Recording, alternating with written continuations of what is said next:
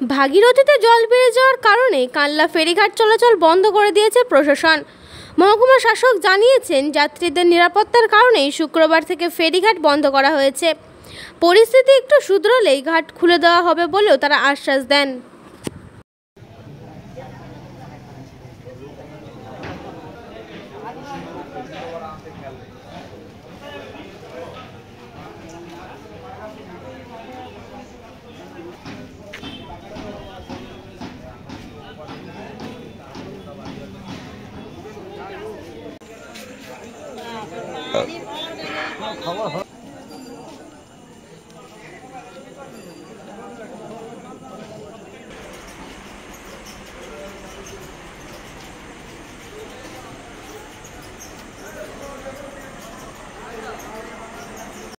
প্রাকৃতিক দুর্যোগের কারণে ভাগীরথীর জল বেড়ে যাওয়ার দরুন ডিএম সাহেবের নির্দেশে কানলা ফেরিঘাটের সমস্ত ফেরি পরিষেবা আপাতত বন্ধ করে দেওয়া হয়েছে।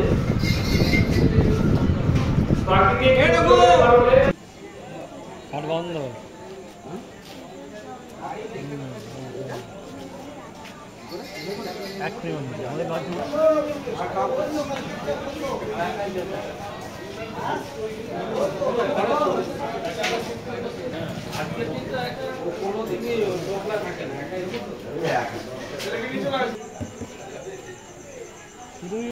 বলছি ঘাট হঠাৎ কেন বন্ধ হয়ে গেল?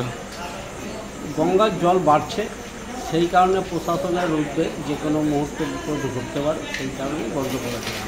মানে কোথা থেকে অর্ডার এসছে? এটা ডিএম পূর্ব বর্ধমান। তাহলে এবার যারা এখানে আছে আপাতত তাদের কি হবে?